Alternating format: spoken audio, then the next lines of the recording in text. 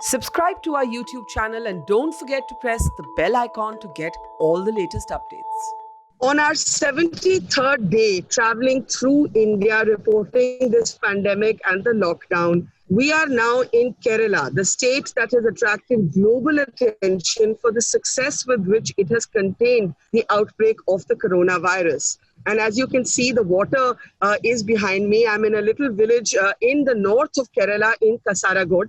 And I wish that I could be in the south in Thiruvananthapuram, where Kerala's health minister, who has also attracted global attention, Shailaja, or Shailaja teacher as she is known, is there. But Trivandrum is 13 hours away from where we are standing. So we are doing this on, electronically via Zoom. Welcome, Shailaja ji. Thank you so much. Shailaja teacher, as everyone calls you, with love and affection. It's a pleasure to be in this wonderful state of Kerala. Let me ask you first, what is the overall situation? I know that you are taking no chances. I know that you are bracing yourself for a possible second wave as Keralites come home. So how do you assess the overall situation right now? We can say that we are in a third stage of this virus transmission. First, the virus came from Wuhan, and at that time, we can say that we contained it at that time. No one can contain this virus, only we can reduce the graph or flatten the graph. But at that time, only 3 cases came here, more than 72 people came here, but out of that, we got 3 positive cases. And because of our preparedness, we are able to tackle that problem at that time. And when we happen to hear that a potential virus is spreading in Wuhan, China, at that time itself we started our preparation here. Because I know that so many Malayali students are studying in Wuhan University. And they will definitely return to Kerala, especially in that month, January, February. At that time, they had a holiday at that time there. And we formed our control room. We opened our control room here, and we constituted 18 expert group here, a special team to tackle the problem to contain the virus. And everyone have their own duties and responsibilities. Everything we defined at that time itself. And we waited whether anyone is returning or not. As we expected, January 27th, January 27th, where flight came from Wuhan to Kerala, China to Kerala, and there were 72 passengers, and our squad was there. Our team was there in the airport at that time. Our surveillance team was there. And they screened the passengers from outside, and from them we got 3 symptomatic cases, and we transferred them to the hospital isolation. And the strict contact tracing was done at that time, and fortunately no one got infected at that time from these 3 cases. And the secondary contact or primary contact, no one got infected at that time. And after that, we thought it is over. Everyone thought it is over, but we didn't thought like that. We continued our vigilance in the airport, and our control room was opened at that time also. And in February, month of February also, we keep our vigilance. And at that time, someone asked us that, why are you overacting like this? It is end. And whenever the virus come back, and why are you acting, why are you overacting like this? And we said, me and my health team said that, no, it is not time to stop, because this is a spreading type virus, and it is spreading all over the world from Wuhan. The virus flew to UK, USA, and Italy, and every part of the globe it was spreading. And our chief minister also, as you know, he is a brave man, and he asked us, what is your plan? The virus will come again. And we explained our plan, and he convened a meeting of all the line departments, and we formed a committee out of it, and we waited whether it is coming or not. As we expected, the next time also it come. February, month of February, February last, and March 1st, a group of people returned from Italy to Kerala. And our surveillance team was there in the airport. But one family didn't reveal their identity. They didn't reveal that they are coming back from Italy. They said they are coming from Doha directly, and we missed that family actually. They went outside and they went to their home. They didn't reveal anything, and within 1 week they visited a large number of their relatives around, and from them some family members got infected, and it became a panic situation at first. But we at once we started the contact tracing. We have a very good contact tracing team here, our eminent doctors and community medicine scheme team, and also some young IT people from outside. We formed a very good contact tracing scheme here. With the help of these personalities and also with the help of IT and GPS, we traced all the contact of that family within 2 or 3 days. And we had a flow chart of the patient number 1, P1, P2, P3, and we published that flow chart without naming the patient. We published that flow chart, and people were able to report to us when the patient P1 was there in a restaurant or somewhere. Did anyone was there at that time? They are reporting to us, yes, we are there. And that way we traced on the contact. That is the most important thing, contact tracing. And we got 499 cases out of this second coming. Not only from Italy, but people from all part of the world started to coming, return to Kerala. And we got patients from UK, patients from USA, Spain, and every part of the world, and from the Gulf countries especially. They are coming in a bulk from Gulf countries, and when they return back to Kerala, the virus got dense here at that time. And we got totally we got from the first and second coming, we got 512 cases at that time. Before May, we got 512 cases.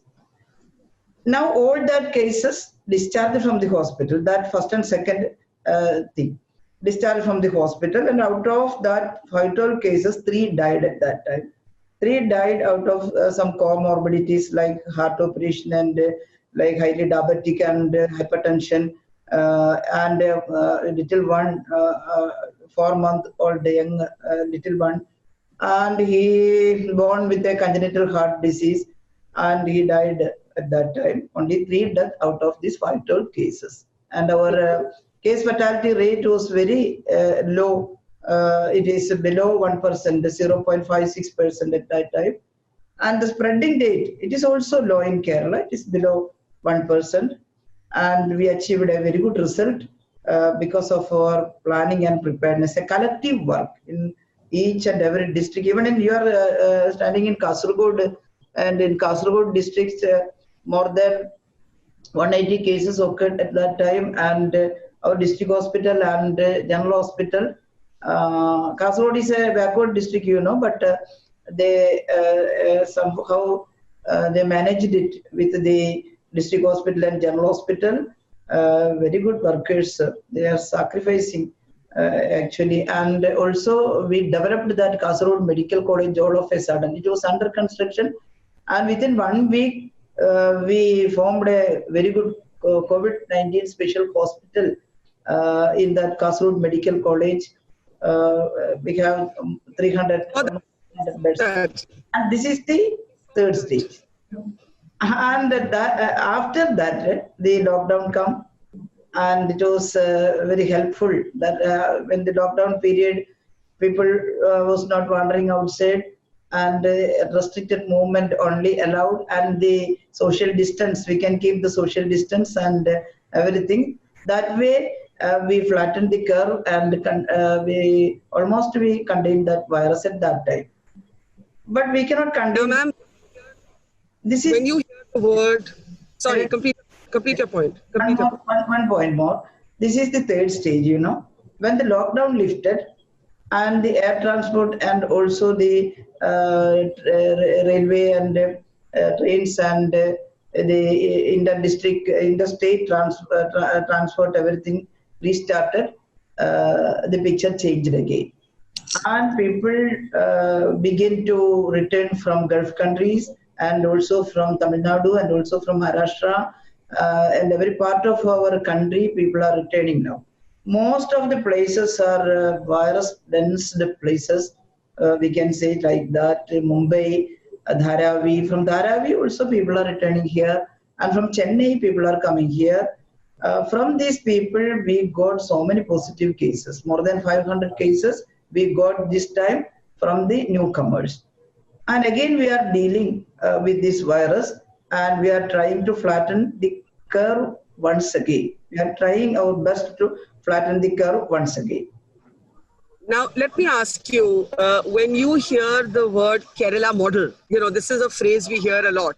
In one line, if you had to define what is the Kerala model, what would you define it as? It is nothing but the decentralized planning and the collective activity of the people and pre-preparedness. That's well said. Now, you have come into so much attention yourself. You are somebody who had experience dealing with the virus, and in fact, there was an entire movie made on your character. And I was reading in the Guardian profile on you that when you saw the movie, you did not relate to the character who played you because that character seemed very stern and very nervous. Are you saying that Shailaja teacher is never nervous and never anxious and never stern? Yes, we are all human beings. We have feelings and emotions, but I was not so much nervous at that time. I was anxious and I was curious to know about this virus. And when I heard about Nipah virus the first time, I became a little bit frightened out of that. That is the truth. But at once I thought that I cannot sit frightened in front of this virus, but I have to act because I'm the minister, and I have a very good health team in Kerala. I have a belief in them, and they are very enthusiastic. And I called them, and we have a very good meeting at that time. My health secretary and my director of health service and everyone I called at once, and we have a very good meeting, and we discussed about the newly emerging zoonosis and about this Nipah virus, and we find that it is a deadly virus and the mortality rate is too high, and we have to tackle the problem, no one else, and we prepared for that. Collectively, we started to attack this virus, and we are in the forefront and we are fighting against the virus. It is like a war front, and our chief minister gave very good support to fight against this virus. You do as much you can. Nothing should worry, and money problem was there, and not think about money. You can buy anything and everything as weapon to fight against this virus, and we started work at that time because of that collective work. The real heroes, that's not me, that is the real workers, from the ASHA workers to the professors of the medical college, the cleaning staffs and the nurses and the doctors. They are the real hero. And we wanted to communicate everything to the community, the people. Every day evening, we conducted a media conference, and I or any person who are there to report to the media, and they will report to the media what is happening here, how many people are infected, how many deaths happened, how is it spreading, what is our responsibility, what is the guidelines for the community, the people, everything we are giving outside. Because of that transparent work, I think we can achieve a very good result at that time. At that time, we didn't even think that one day all the world will listen to our work and appreciate me or my team. At that time, we never thought about that. We are only working. In our view, nothing else but the deadly virus was there at that time. We are fighting the unknown enemy or invisible enemy at that time. But 18 people got infected, and 16 succumbed to death. We can say 17 because one death we didn't identify whether it is Nipah or not, but that man was that family, the family where the Nipah virus occurred, and we can say 17 deaths. Two people survived out of that. That is the best thing. And later, the Baltimore Virology Institute in USA invited our Honorable Chief Minister and me for a discussion, and we went there and we had a very good discussion with eminent scientists there. And that time they asked, how is it possible to contain this deadly virus in a short span of time, in a short circle? How is it possible? We explained that. At that time, we framed protocol out of the Ebola protocol, and we searched the literature for everything, and we kept in contact with the persons, eminent persons outside our country, and that way we prepared our own protocol and standard operating procedures and guidelines. That preparation, I think, got be able to get a very good result out of the Nipah virus thing. And that film, that is a cinema, and cinema always use some emotional things, you know. And that is only. Did you like the movie? Yes, I liked it because there is a scientific part in it. When that producer came to me before he started taking the cinema, a 15 minutes discussion with me, only 15 minutes. And he asked me, what is your opinion about the production of that cinema? I said, nothing, but there should be a scientific part in it. We should introduce what is this virus and how people can live with virus and how people can oppose or contain this virus. Only that thing. That should be a document for future. They are not preparing a documentary, but that should be a document to the future. And I think that part they did a very good job. How the contact tracing is occurred and how the virus is spreading and what is the consequence in the society when the virus was spreading there. On that part, it is a very good cinema. You And just didn't like. One more thing, and You didn't like how they portrayed you. You didn't like how they portrayed you. I don't know. It is a cinema. It is not me actually. It is a cinema. And Revati is one of my favorite artists, you know, actress. Yes.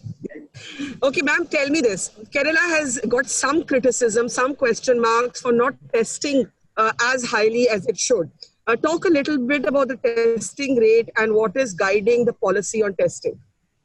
Everyone is saying that, but I don't think so.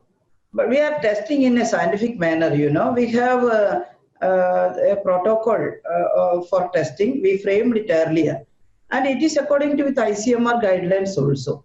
And what is the guidelines? What is the reality? At the first time, in the first part, everyone faced a deadly scarcity for the testing materials. That RNA extraction kit, and now we are getting more. But at the first time, only few testing kits and the RNA extraction kits are in stock here.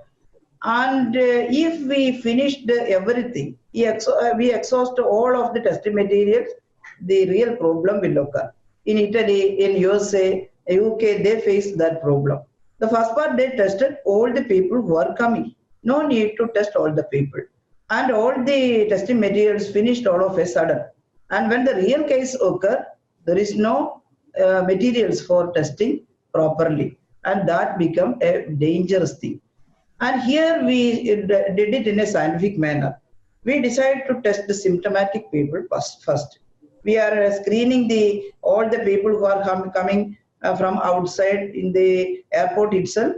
And from the airport itself, we shifted the symptomatic people to the hospital, asymptomatic to home quarantine. We insisted strict home quarantine. Now everyone agrees that. At that time, there is so many criticism. There was so many criticism that this is a dangerous method, home quarantine. You cannot succeed out of that. But we are sure that in our local self-government, with the help of local self-government and others, we can do it in a good manner. And we tested the symptomatic case. Whenever the symptom occur in a patient, in a person who is in home quarantine, at once the ASHA worker or our health worker know it, and suddenly we shift them to the hospital and we check them. That is our method. And we saved the materials, and also we tested properly. At that time, in every media, I read in Hindu newspaper that test, nothing else. And everyone is saying that. And someone are saying about the antibody test also. And Yes. we are also willing to do antibody test, but we didn't get a proper the kit of antibody test. Nowadays itself we didn't get. ICMR supplied some kits, but when we validated it, it is not fit. It is not good. And ICMR itself said that don't use that kit. Please stop testing with that kit. We didn't started that with that kit, and we cannot test properly. If we can do a bulk number of test, antibody test, we can add it to the number, and number will become high. But we did PCR test properly. Before 1.5 months, I read a newspaper that in Maharashtra, large number of testing is there. They are working hard, But out of that, most of the tests are from the antibody kits. And they are doing PCR also. They have so many PCR machines. They are doing well. But in Kerala, we didn't start that antibody kit. We tested more than 60,000 people here. All are PCR tests. And out of the 60,000 cases, we got 1,003 positive cases up to yesterday. Today's result didn't come up to yesterday. And that is the method of testing. And no need to test all of them. But we tested, we have sentinel surveillance test here. Random checking in the community.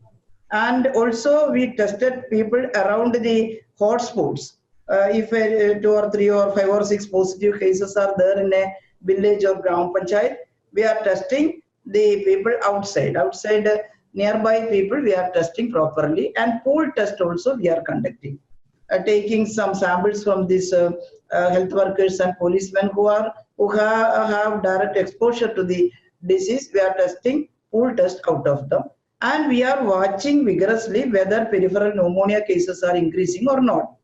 Our PEID cell is acting well, and every day they are collecting report from the DSOs from the districts that whether in that district any hike in the pneumonia cases. And that is the method to test whether the community spread is occurring or not.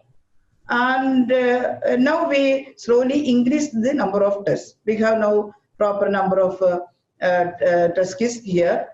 We can say we can test with the, if we test 2,000 samples per day, we can test it for 20 days or like that. That much of kits are here.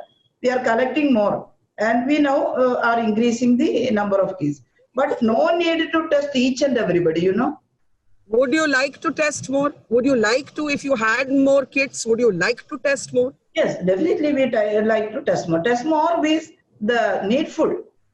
Not all the people lakhs and lakhs of tests. No need of that, Test it with a scientific way.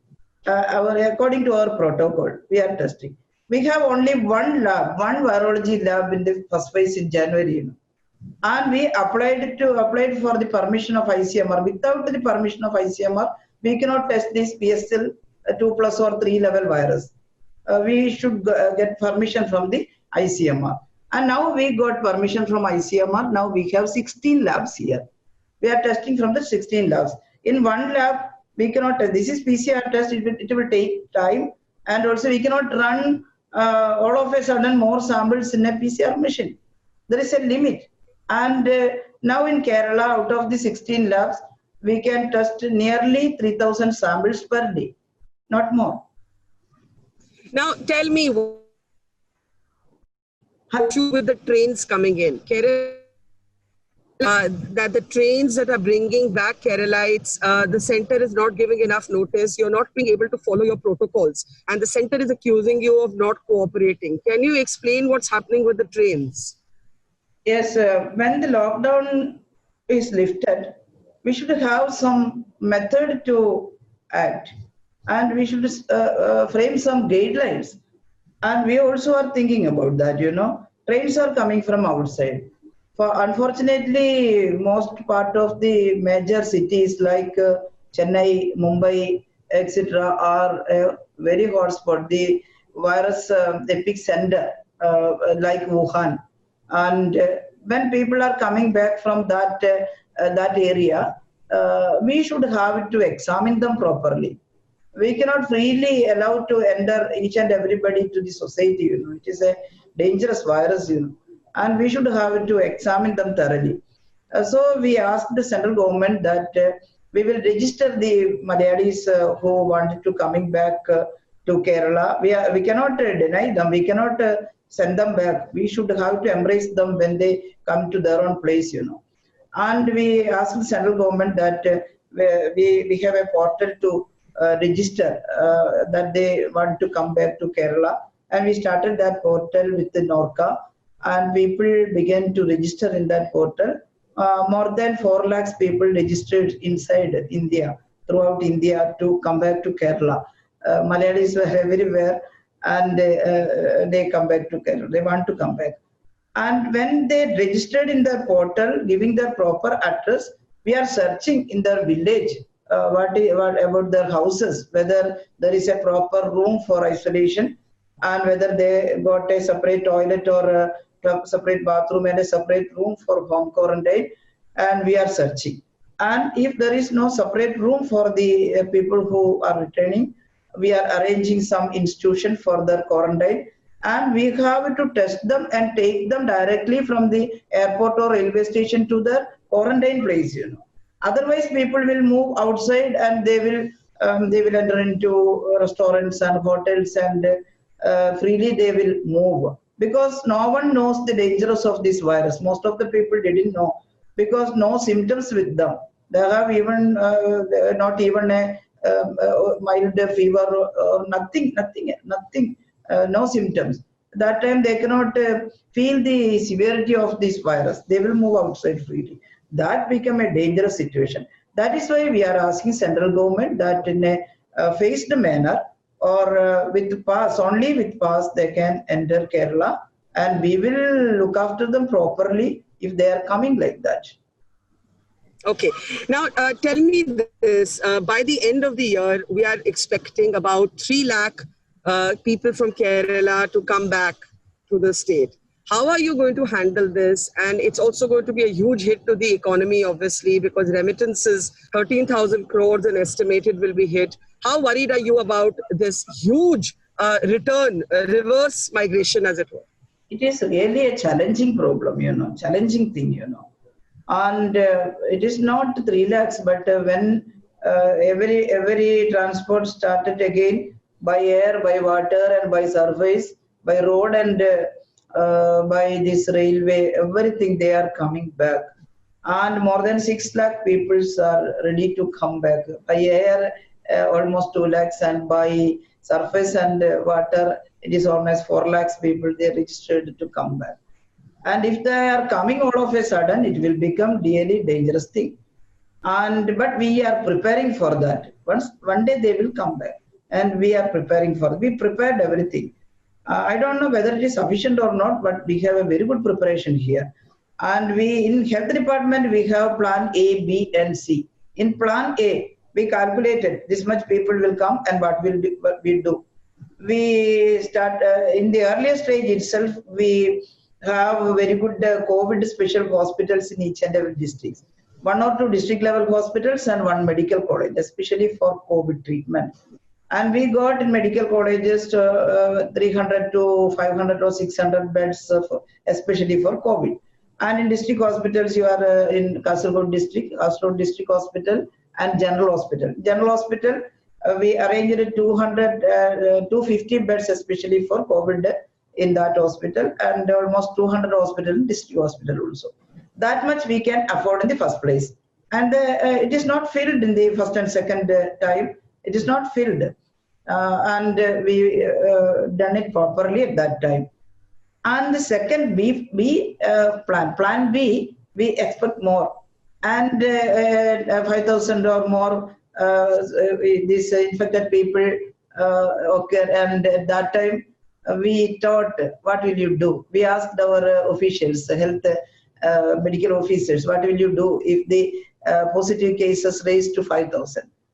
And they are answering that we will admit to the medical college, and if it is not sufficient, when it filled, we move the people to the periphery level and to the taluk hospitals, etc.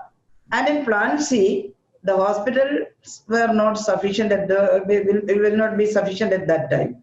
At that time, we find out whether there is a hotel or hostel or auditorium, and we have a very good list of that. How many beds we will get at that time, and we calculate that more than 1,50,000 beds were there. I think there was there will not be all the facilities in that institutions, but anyway we can manage, we can admit them. And human resource, that is also a very good problem. And when the case number become high, there will be a scarcity of human resource. So we planned it well.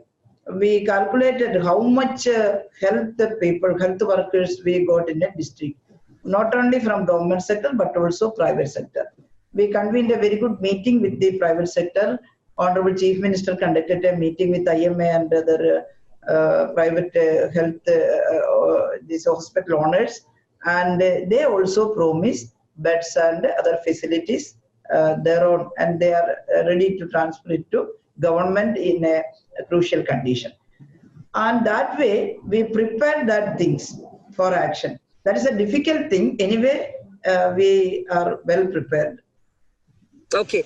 Tell me now, Kerala's nurses are in high demand everywhere. Maharashtra wants you to send nurses. UAE wants you to send nurses. How many nurses can you actually spare?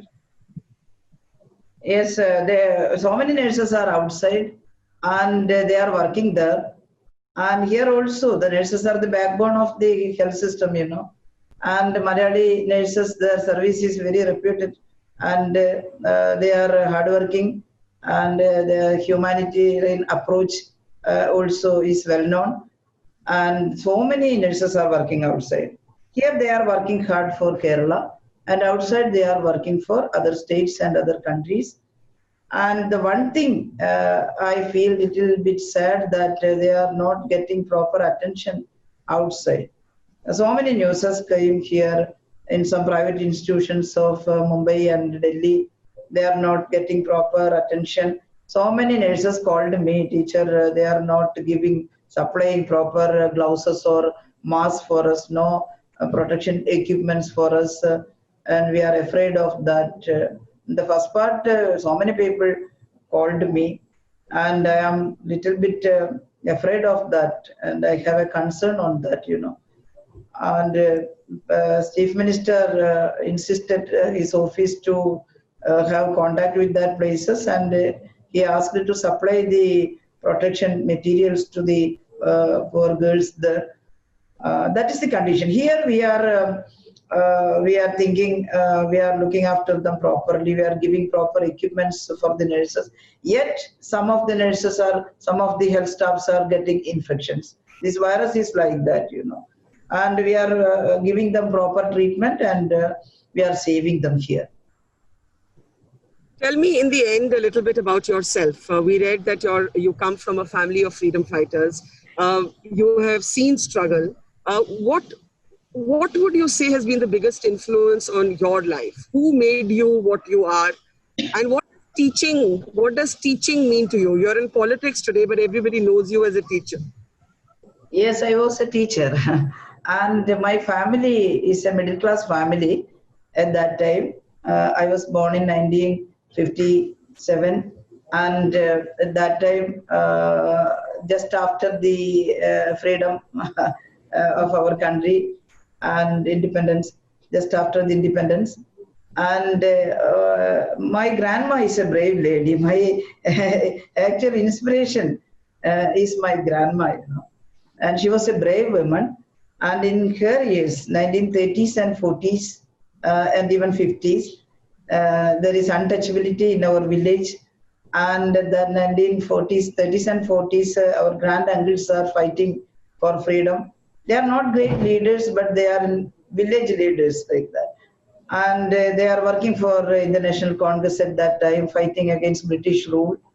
And after that, after the 80s, when we entered the 1940s, they become communists because in the National Congress, the Congress Social Party formed because they came to know about Karl Marx and Engels and communism, etc. in India and Kerala also. And they were attracted to that ideology. And two of my granduncles, we can say three, one came later, three of my granduncles joined in Congress Socialist Party and also Communist Party at that time.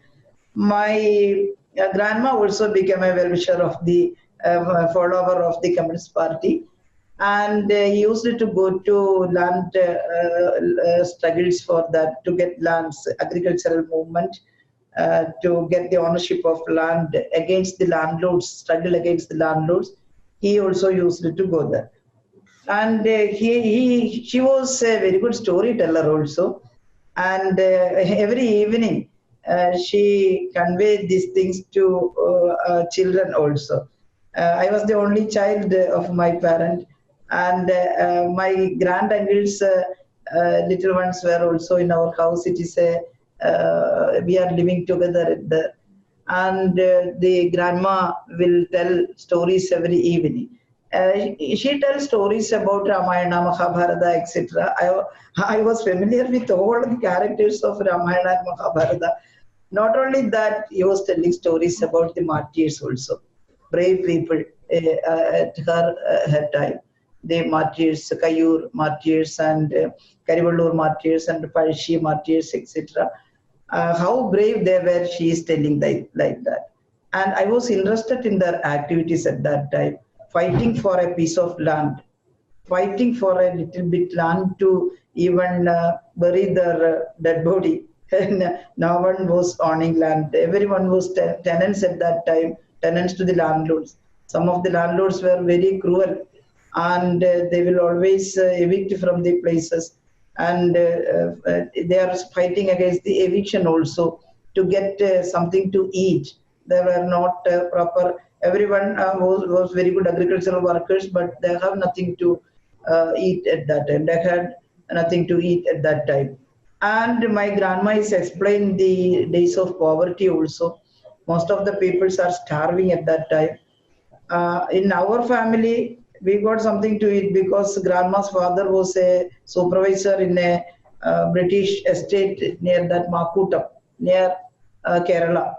And that is why we are not rich, but in a middle class family, we got something to eat at that time. But most of the families are starving at that time. That time they fought against that. And hearing that stories, I also was interested in politics at that time.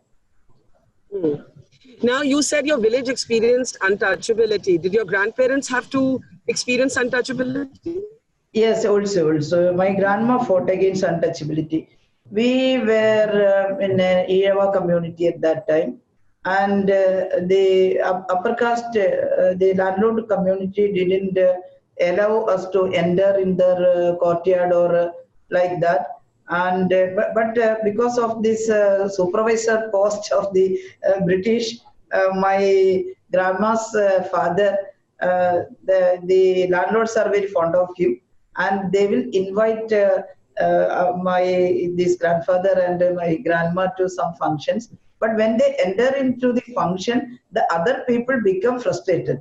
They were not. They didn't like to be with the lower caste. In that place, that landlord was a friend to my grandfather, but even if he invite our family only, no other family, but the other people become frustrated, and they were not ready to eat with my grandma together with my grandma.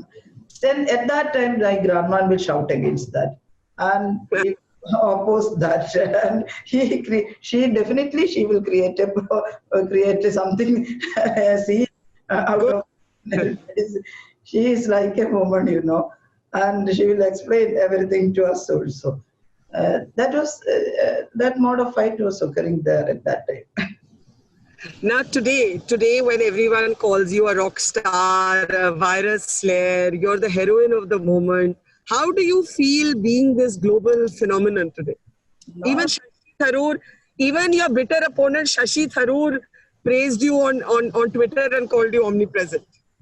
no, it is because of that Laura Spinney. She had an interview with me and she posted it in Guardian.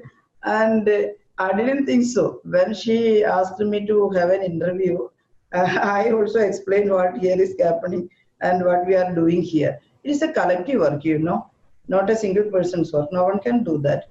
I am the health minister and I am organizing this thing. My team, and I have a very good team. They are very good officers, and we are discussing together. I am asking them, and I am reading from the literature or from the newspapers what is this virus and how we can contain these things. That I am studying, and I have curiosity to know about this kind of thing because I was a science teacher and I am interested in science nowadays also. I believe in science and I want to know what is happening in the world.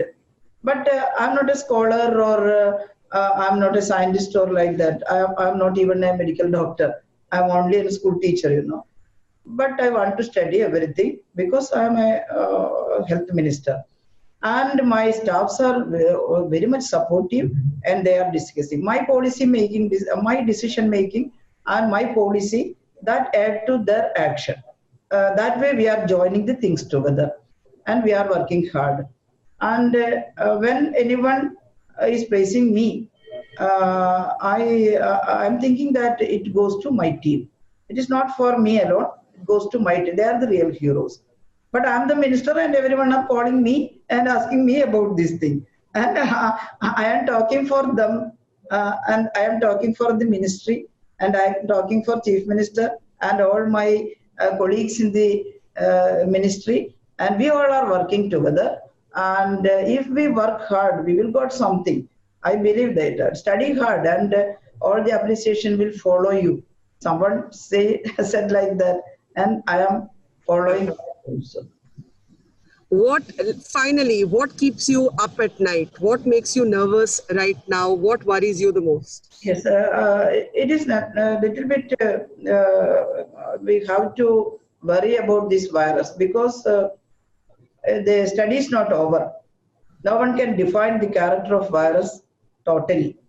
The scientists are studying it, how it behave. We cannot predict. This is a novel virus, in the SARS and MERS family. But SARS and MERS, we almost know about that virus. We are acute respiratory syndrome and this Middle East respiratory syndrome. But this virus is in their family, but we cannot define the virus totally now. The study is going on. Whether it make any consequences, any side effects, and how long it lasts in the universe, we cannot define that. It is spreading. This is most spreading type is R naught rate is 105 to 3.5, something like that.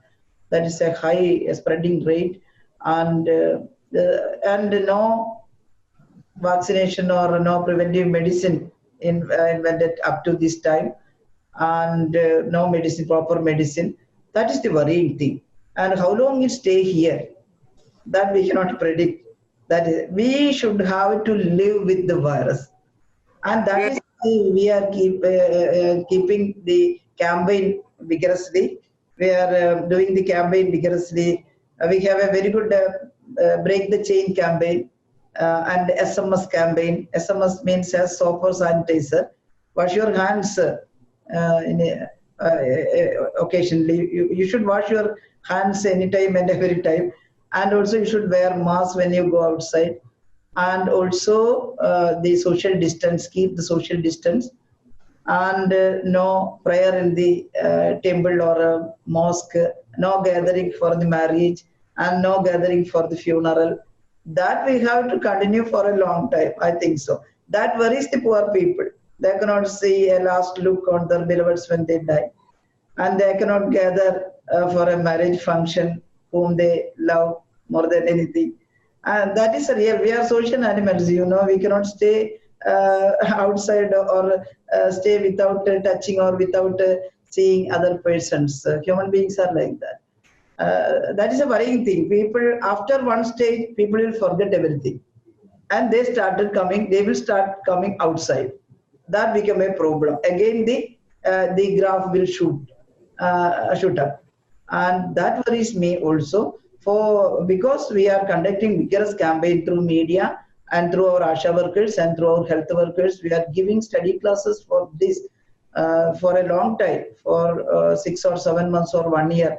We have to live like this, but we have to protect our livelihood also. We have to work in the field. We have to go to offices. We have to do anything, not only live, but we have to save the livelihood also. Otherwise, we have to starve after the virus, and so many starving death will occur at that time. And we are balancing these two things. Balancing these two things is a difficult task. Our chief minister is trying to balance both these things. He asked me to start agricultural work, and we are cultivating all the barren lands. We are sowing and cultivating the each and everywhere there is a piece of land. We are cultivating vegetables or the paddy or like that, and we are doing a hazardous work. Everyone how to do like this. Do you think you'll ever be a teacher again? Do you think you'll ever be a teacher again?